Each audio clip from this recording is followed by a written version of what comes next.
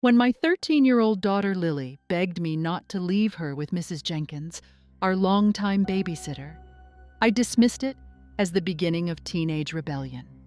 Mrs. Jenkins had always been reliable, a sweet older woman who had been babysitting Lily for years. I didn't understand why Lily was suddenly so reluctant to stay with her. I didn't realize how wrong I was until that horrible phone call changed everything. I arrived home shortly after receiving the call, my heart racing with panic. The voice on the other end of the line was stern and urgent and advised me to come home immediately. As I drove through the familiar streets, every conceivable worst-case scenario played out in my head. I couldn't believe this was happening. As I pulled into the driveway, I saw the flashing lights of a police car, and my stomach churned with fear. The police officer on scene assured me that Lily was fine, but visibly shaken. "Your daughter is safe, sir," he said as he placed a hand on my shoulder.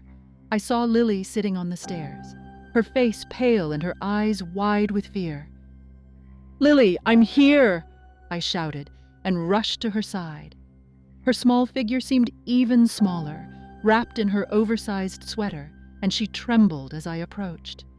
Mrs. Jenkins stood some distance away, her face pale and her hands shaking. I had never seen her so distraught. She seemed overwhelmed, her eyes looking around as if searching for answers she couldn't give. For the first time, my trust in her wavered. "What happened?" I demanded, but she stared at the ground, unable to look at me. The tension in the air was suffocating. My panic and guilt gnawed at me as the officers exchanged words with Ms. Jenkins. They spoke in hushed tones, their expressions serious.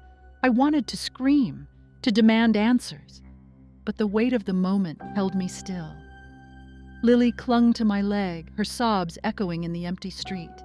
Every tear that fell from her eyes felt like a stab in my heart. I knew we were in for a long night. They put on her handcuffs and led her away without looking me in the eye, while Lily clung tightly to me and her sobs broke my heart. "Daddy, please don't let her take her," Lily cried, but I had no words to comfort her. As I watched Mrs. Jenkins being led to the police car, I felt a mixture of anger and confusion. How could this sweet woman be involved in something so frightening? I held Lily closer, lost in thought. For the next few days, I struggled to understand what had happened. The image of Lily's frightened face haunted me, and I replayed the events over and over in my head. Why was Ms. Jenkins arrested? What had she done to scare Lily so much? My unanswered questions kept me up at night. Every day I studied every detail in an attempt to find out the truth, but none of it made sense. I tried to comfort Lily, but she only seemed more withdrawn. She avoided eye contact, spoke in whispers, and rarely left her room. "Lily, can you talk to me?" I asked softly, but she shook her head and pulled her knees to her chest. It was heartbreaking to see her like this. I felt helpless, unsure how to reach her. The silence between us grew, thick with unspoken fears. Ms. Jenkins remained in custody, charged with child endangerment, but details were scarce. I spoke with Detective Harris, who assured me they were digging deeper. "We are still investigating, but it appears she neglected her duties," he explained. His words felt cold and bureaucratic and offered little relief. Every day that passed without answers felt like torture. My thoughts raced with possibilities, none of them reassuring. I knew I had to know more. I decided to dig deeper, determined to find out why Lily had been so afraid to stay with her. I started my research where any desperate parent would, our neighborhood. By talking to neighbors, I looked for clues or strange occurrences that could explain this nightmare. "Have you noticed anything strange about Mrs. Jenkins lately?" I asked, but most shook their heads. Every dead end only made me more determined. Something was being hidden. Talking to neighbors, I learned that Mrs. Jenkins had an impeccable reputation, which only added to the mystery. "She's always been so nice," Mrs. Patterson said as she put on her glasses. "I can't imagine her doing anything wrong." Mr. Hale nodded in agreement. I never had a problem with her babysitting my kids," he added. I was even more surprised than before. No one had a bad word to say about Mrs. Jenkins, which made Lily's fear even more baffling. My instincts told me there was more to it than met the eye. The superficial pleasantries and clean criminal record were wrong. Something wasn't right. My thoughts echoed in late-night conversations with my best friends. "Do you think she's hiding something?" Paul, my old college friend, asked over the phone. I sighed and stared at Lily's closed bedroom door. "I don't know, but I can't just let this go," I replied firmly. I began to notice subtle changes in Lily's behavior, details I had initially missed. She became quieter, her laugh rare and forced. "Dad, can you stay home today?" she asked every morning with pleading eyes. The once fearless girl who rode her bicycle in the twilight now jumped at the slightest sound. I couldn't ignore how drastically my little girl had changed. The need to protect Lily consumed all my thoughts. She seemed more afraid of being alone and often woke up screaming from nightmares. "Daddy, don't go!" Lily cried in the middle of the night, clinging to her blanket. Her vivid nightmares disturbed our sleep. This new fear was foreign territory. I started checking under her bed and in her closet every night to make sure there were no monsters around. But deep down, I knew there were monsters I couldn't see. Every attempt to discuss the situation that resulted in tearful resistance. "Lily, can we talk about what happened?" I asked softly, but her response was always the same. She turned around, tears streaming down her cheeks, and she shook her head violently. "I don't want to talk about it," she whispered, her voice shaking. Frustration welled up inside me, but I knew that pushing her any further would only cause more sadness. Finding the truth became increasingly difficult. Despite my frustration, I persevered and eventually learned that something traumatic had happened the night I left her with Mrs. Jenkins. One evening, while we were having dinner, Lily's alertness dropped a little. "Dad, it was so scary," she mumbled as she bit into her food. My heart ached when I heard her voice crack. "What was scary, honey?" I asked softly. She turned around, her eyes welling up again, but this little confession pushed me to keep digging. Lily talked about shadows and strange noises, which increased my sense of dread. "There were shadows in the room," she said one evening as she clung to her teddy bear, "and strange noises, like someone was watching." A chill ran down my spine. "Did Mrs. Jenkins know?" I asked, but Lily just shook her head. This revelation was both vague and terrifying. What or who was hiding in those shadows? My determination to protect Lily increased. I also learned that other parents had recently stopped using Ms. Jenkins's services without explanation. During a casual conversation at the local park, another parent, Carla, revealed this. "A few of us have been feeling awkward lately, you know," she said, looking at her child playing, "but no one told me why." This was another puzzling piece of the puzzle. Whatever was scaring Lily, it seemed I wasn't the only one noticing troubling signs. The next day, I decided to make an appointment with Detective Harris, the officer who handled the case. When I arrived at the station, I felt a mixture of hope and fear. "Detective, I need answers," I blurted out as soon as I sat down. He nodded and understood my urgency. "We're doing everything we can," he assured me, "but these things take time." His words were well considered, but I needed more. Time was a luxury I felt we didn't have. He revealed that Mrs. Jenkins was being investigated for possible neglect. "We discovered a number of irregularities during our initial investigations," Detective Harris explained. My heart sank. "What irregularities?" I asked. He paused and chose his words carefully. "There were questionable practices and some substances found in her home," he said. This revelation hit me like a ton of bricks. Mrs. Jenkins was not the person I thought she was. I had to dig deeper. They found questionable substances in her home, which explained her erratic behavior. As I processed this information, I felt a mixture of shock and betrayal. "What substances?" I asked, my voice barely a whisper. Detective Harris hesitated before answering. "We're still testing them, but they appear dangerous." The room seemed to spin. The idea that Mrs. Jenkins could be involved in something so sinister was almost too much to bear. This revelation added another layer to the puzzle, making me wonder how well I actually knew her. I remembered countless evenings when I entrusted Lily to Mrs. Jenkins with a sense of relief that my daughter was in safe hands.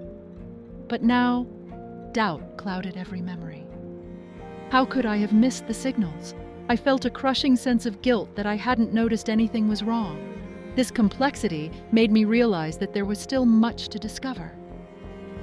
Despite this, I couldn't believe that Miss Jenkins was completely responsible on her own. Something told me there was more to it than met the eye. "Detective, could someone else have been involved?" I asked, grasping at straws. He nodded thoughtfully. "We are exploring all possibilities."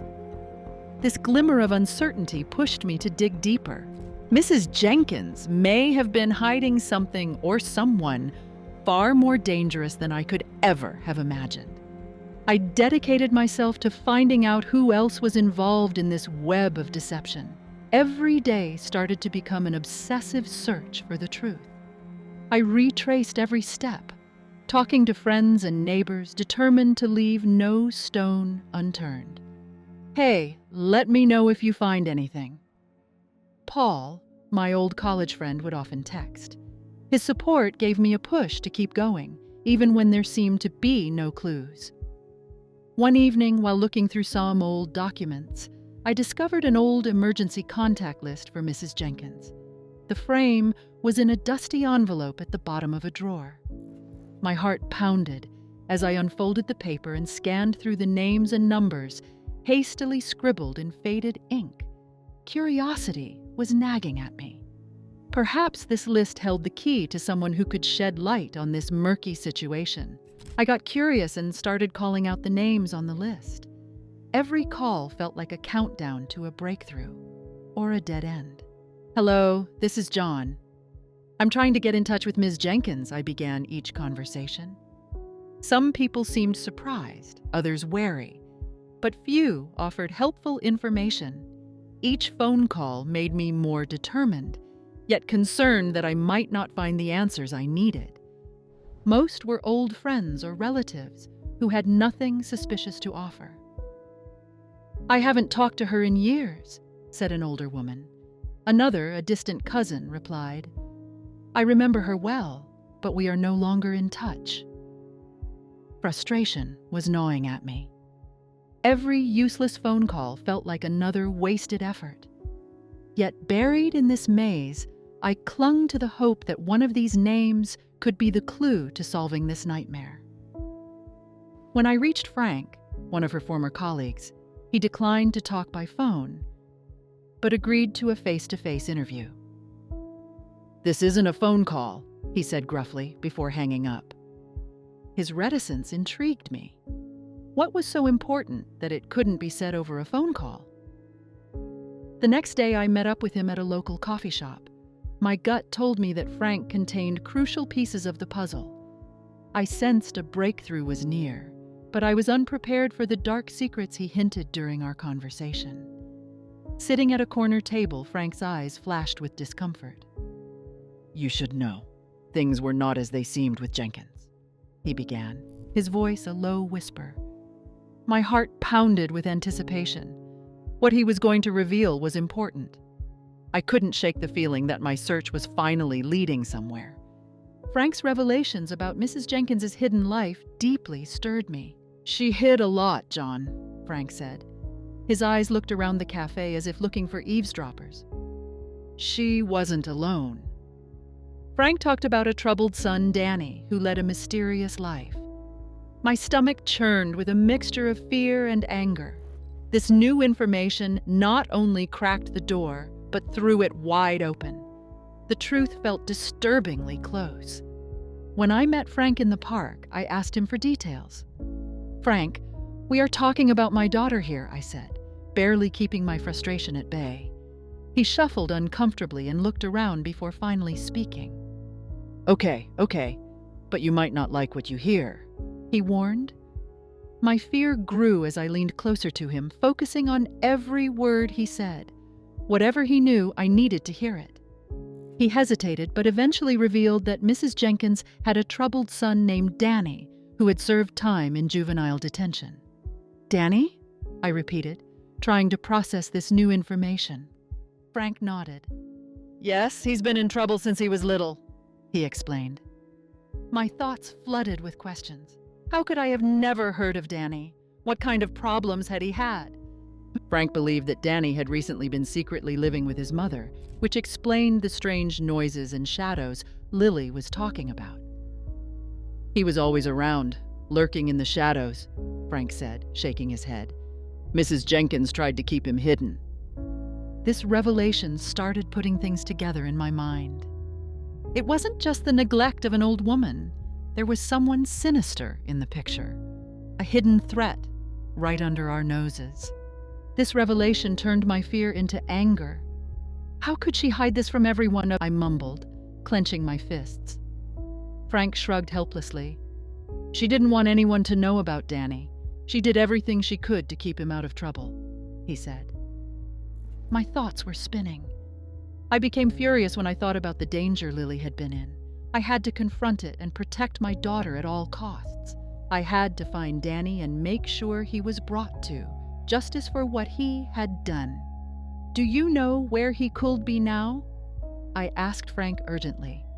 He looked unsure but said, "He keeps to himself, travels around a lot, but there has to be a way to track him down."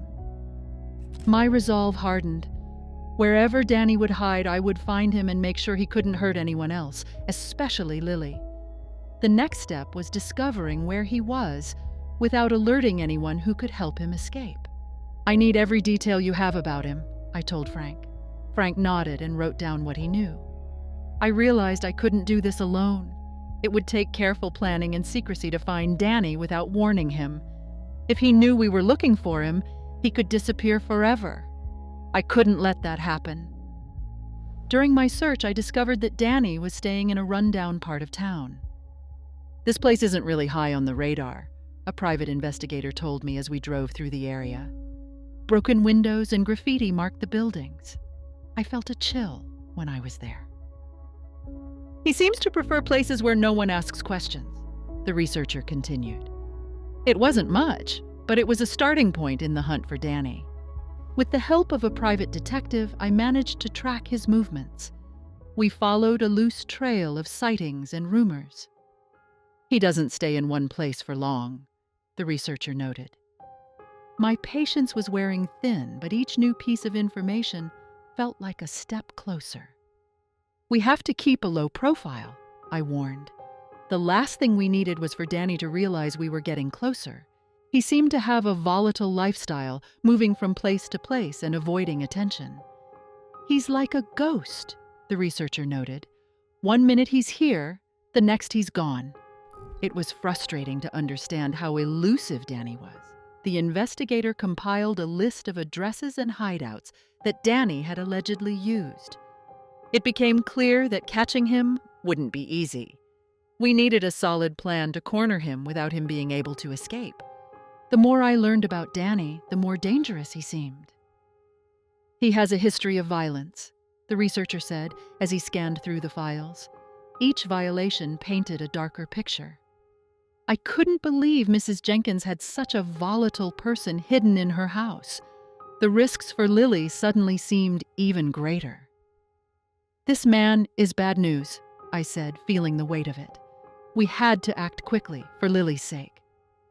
I contacted Detective Harris with the information I had gathered. "Detective, I think I know more about what's going on," I said, my voice betraying the urgency I felt. Harris listened attentively and nodded as I shared the new details. "This might be the breakthrough we need," he replied. His words gave me a glimmer of hope. Working with the police felt like the right step forward. This new lead renewed the investigation and gave me some hope that justice would be delivered soon. "Okay, we'll take immediate action," Harris confirmed. His team began re-examining old evidence to determine Danny's possible whereabouts. I felt a small weight lifted from my shoulders. For the first time in days, I believed we were getting closer to the truth. It felt like we were finally getting somewhere.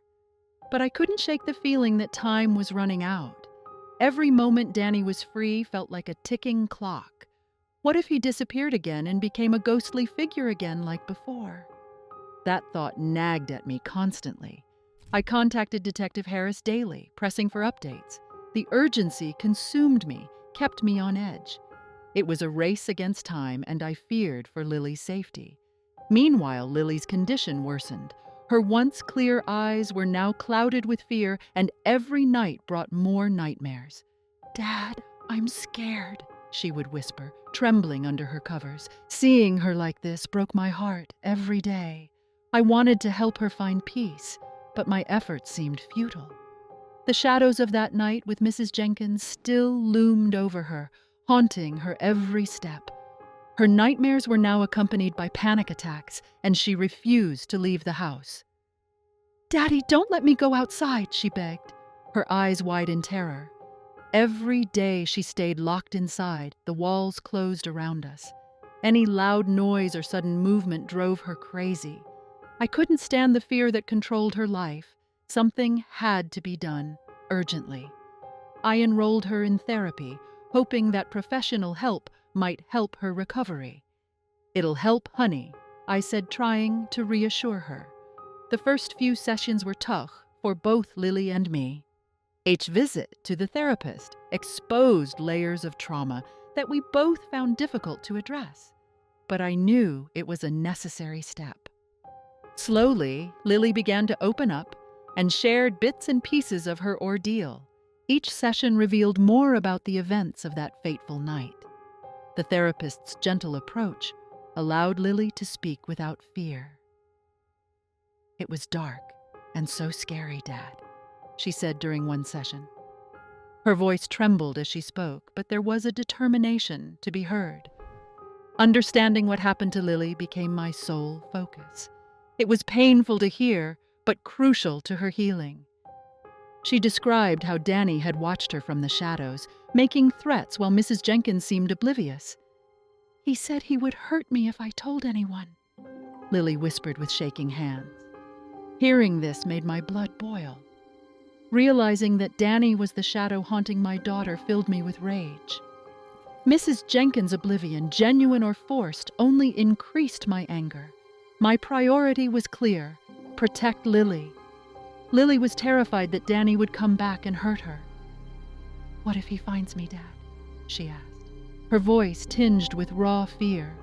I couldn't assure her enough that we were taking steps to keep her safe. Her fear was palpable, an ever-present shadow in our home. Knowing Danny's history, it became even more urgent to bring him to justice. I swore to Lily that I wouldn't rest until he was found. This made me redouble my efforts to ensure that Danny would never be a threat to her again. "Every bit of information is crucial," I reminded the private investigator. We mapped out strategies and plans to follow Danny's trail. Detective Harris also increased his team's efforts and focused on the leads we provided. I left no connection untouched, driven by the need to protect Lily. Our pursuit was relentless. My breaking point came when I received a threatening note in the mail, warning me to stop the research. The words were scrawled in shaky handwriting, each one dripping with malice. "Stop now or face the consequences," it said. My hands shook as I held the note, and anger quickly replaced my initial fear. They could try to scare me, but this only strengthened my resolve. This only strengthened my resolve. Instead of backing down, the note fueled my resolve. I was more convinced than ever that revealing the truth about Danny was worth any risk. I gathered all the evidence I had collected so far: photos, addresses, and notes from interviews. "Do they think they can intimidate me?"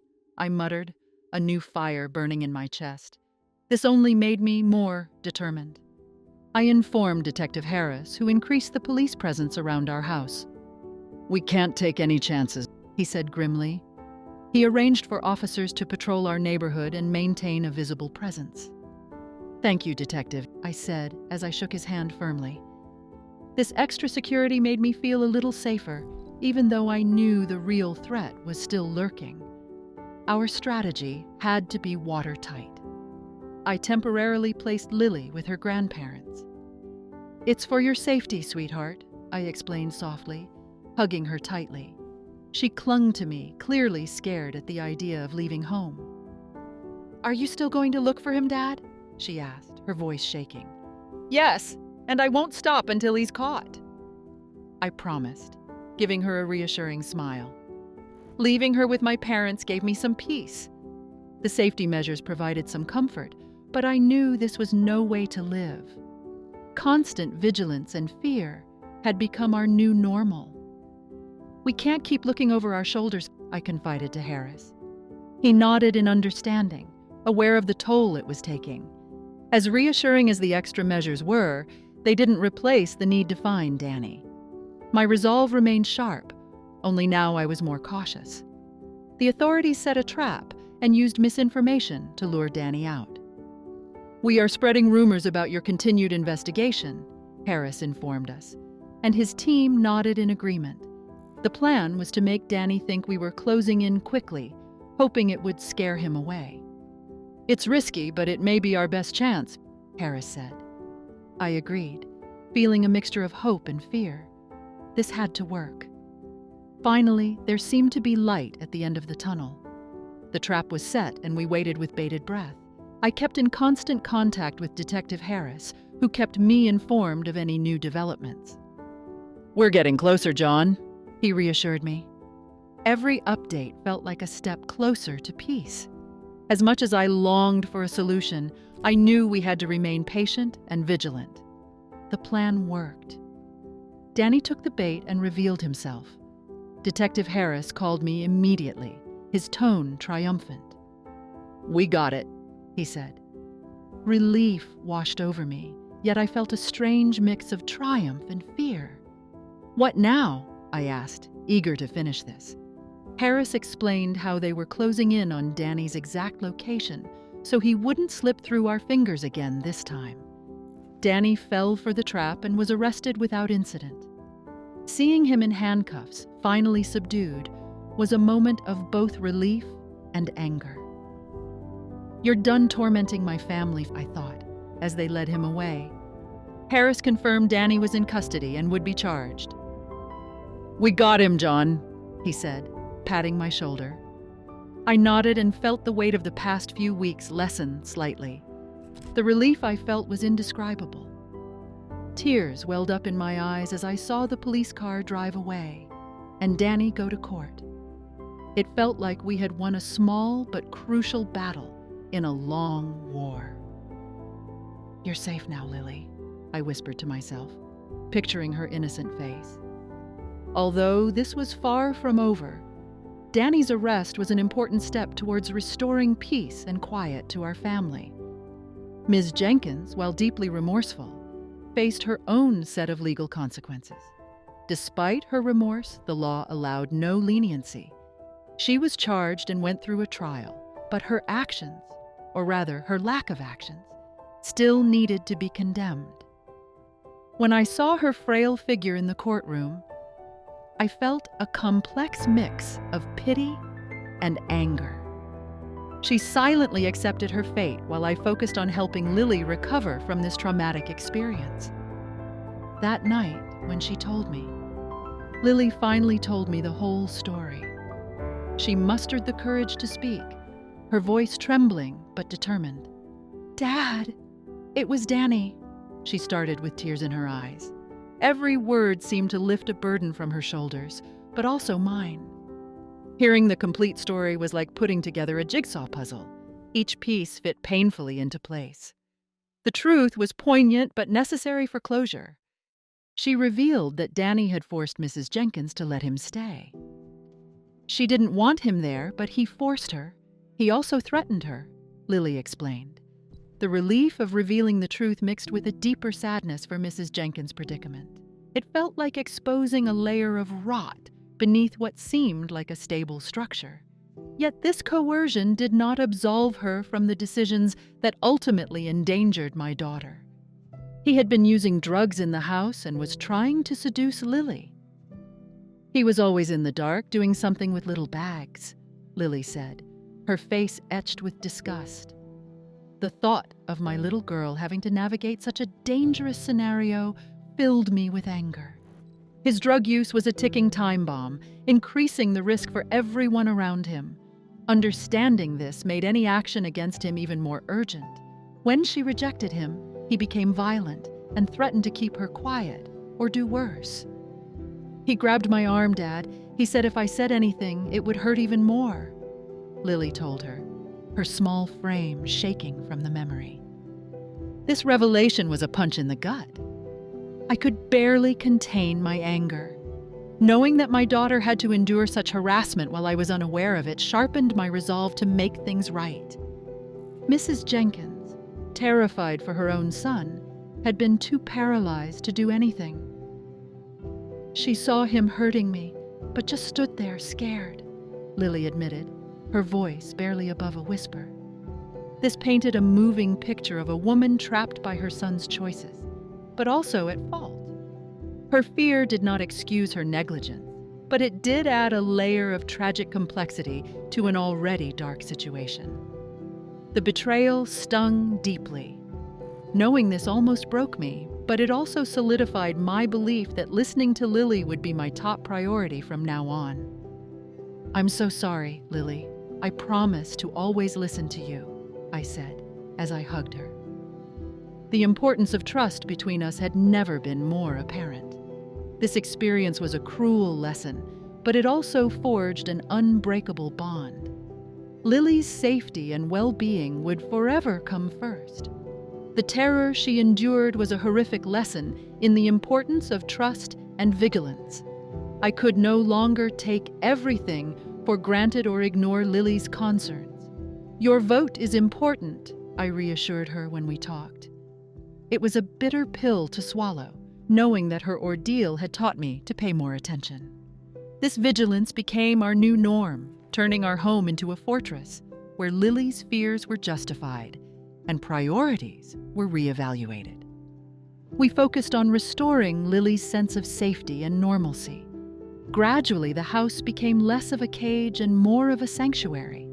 Laughter slowly came back into our lives, even if it was hesitant at first. One step at a time, I reminded myself and Lily. Every little victory, like a genuine smile or a night without nightmares, felt monumental. Strengthening her sense of security was the main goal every day. The journey was long, but with therapy and family support, Lily slowly began to heal. Each session released more layers of trauma, and family gatherings provided a sense of normalcy. You're getting stronger every day, I told Lily over dinner with her family, her eyes reflecting a glimmer of hope. The scars would remain, but they were now part of her growth. We learned to cherish the small moments of peace and move forward step by step.